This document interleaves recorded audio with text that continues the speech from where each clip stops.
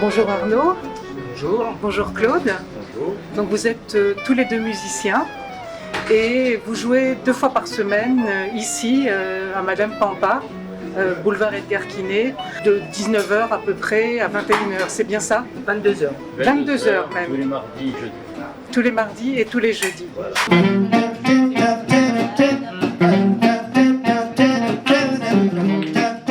Comment vous êtes tombés tous les deux dans le monde de la musique? Très petit en fait, dans les repas de famille, ça se terminait systématiquement en chansons, famille bretonne, donc des chants de marins, etc. Et puis petit à petit, j'étais très proche de mon oncle et ma tante, qui avaient que quelques années de plus que moi. Je les considérais plus comme un grand frère et une grande sœur. Et ils m'ont fait découvrir plein de choses. Donc j'ai beaucoup écouté de musique très tôt. Et petit à petit, je me suis mis à jouer de la guitare d'une façon complètement autodidacte. Donc pas du tout de conservatoire? Pas du tout de conservatoire. J'ai appris assez tardivement, à 18 ans en fait, la guitare. J'ai commencé tout seul d'une façon autodidacte et puis après j'ai eu la chance de faire partie d'ateliers qui sont faits des répétitions où il y a plusieurs musiciens. Et donc là tout de suite c'est très sympa parce que quand on a un petit niveau, c'est vraiment stimulant de jouer avec d'autres personnes. Voilà, donc ça s'est fait progressivement et c'est devenu beaucoup plus sérieux quand j'ai rencontré Luc Desrois et Claude Tissandier, où là on s'est mis à jouer d'une façon un peu plus régulière et plus sérieuse en ce qui me concerne. Eux sont professionnels depuis très longtemps, moi c'est arrivé tardivement. Et toi Claude? Eh bien moi, mon grand-père était musicien professionnel à Paris, trompettiste. Et donc chez moi, il y a toujours eu de la musique, de toutes sortes de musique. Et donc bon, inconsciemment, ça rentre dans l'oreille. Tôt ou tard, vers 13 ans, j'ai décidé d'apprendre la musique. Donc là, au conservatoire, à 5-6 Oui, ans. quels instruments? Alors c'est clarinette et saxophone, au conservatoire de Toulouse.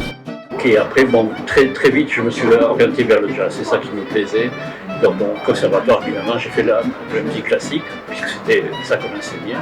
Mais bon, mon objectif, c'était toujours de faire du jazz.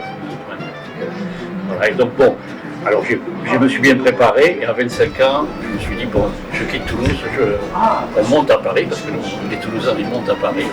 Et là, bon, à 25 ans, j'ai commencé ma carrière professionnelle sérieuse à Paris.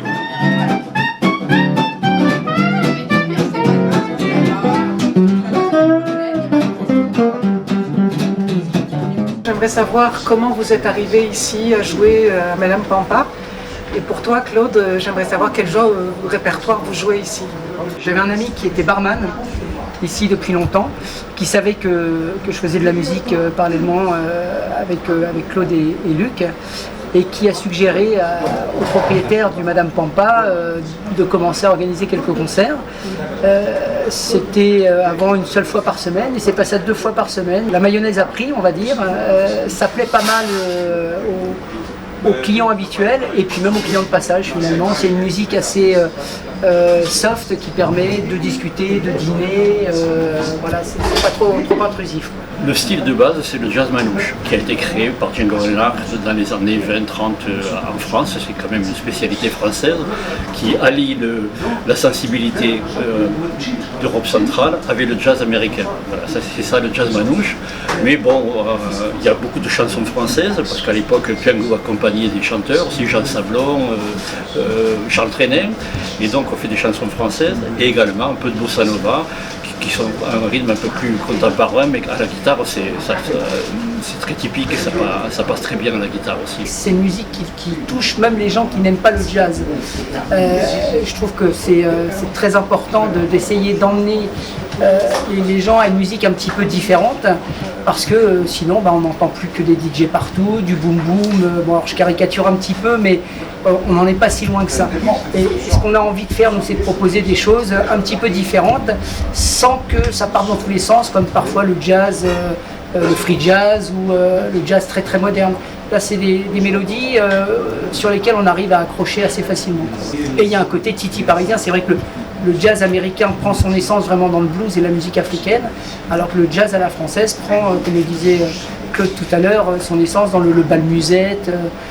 Charles Trenet aussi. Voilà, exactement. Ouais, tout ça, ça swingait déjà très bien.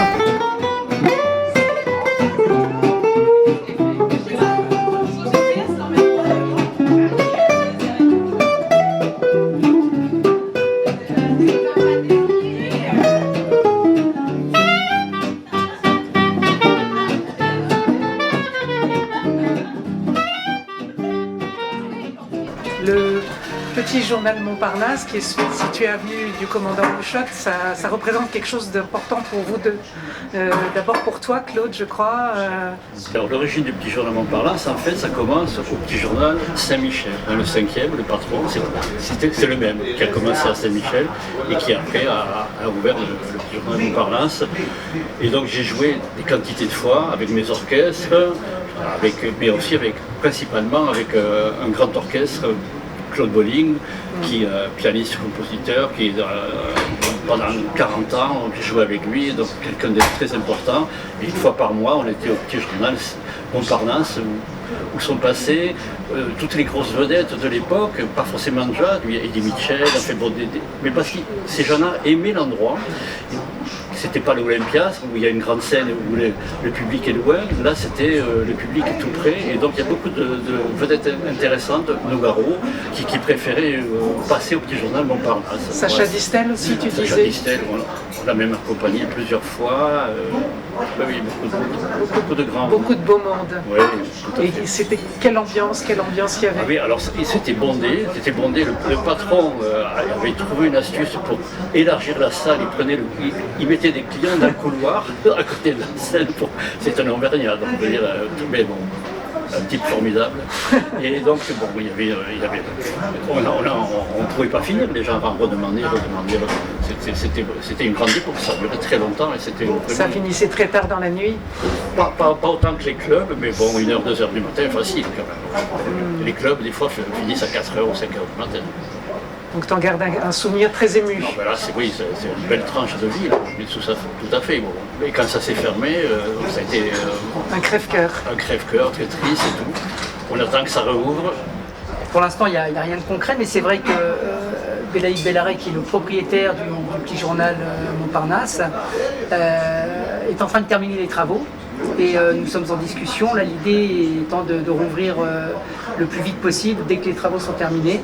Et avec une volonté de redonner un petit peu ces êtres de noblesse. C'est vrai que Claude le disait tout à l'heure, tout le monde est passé là-bas. Il n'a pas cité Michel Petrucciani, moi j'ai vu Joe Pass, Michel Legrand, il y avait Rhoda Scott aussi qui passait régulièrement. Enfin voilà, c'était un club avec une très très grande programmation. Il y a eu une petite période de flottement et là la volonté c'est vraiment de redonner ces lettres de noblesse, de repartir sur une programmation riche avec des gens intéressants.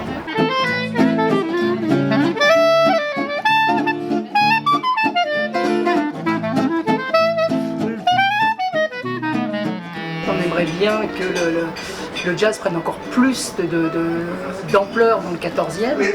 Je pense qu'il y a quelques kiosques à musique dans le 14e. Ce serait assez sympa d'organiser un jour un festival pour faire revivre ces kiosques qui sont très très beaux et qui sont relativement peu utilisés, je trouve. Bonne idée. Voilà, il faudrait qu'on arrive à approcher, on va attendre que les élections municipales se passent et puis on approchera l'équipe culturelle de la mairie du 14. Bon, bah, merci beaucoup en tout cas Arnaud, Claude. Merci Béatrice. C'est passionnant de vous écouter et puis bonne chance pour continuer ici et ailleurs, au petit journal Montparnasse, dans les kiosques à Montsouris. On aimerait bien, merci beaucoup pour tout ça. Merci à vous.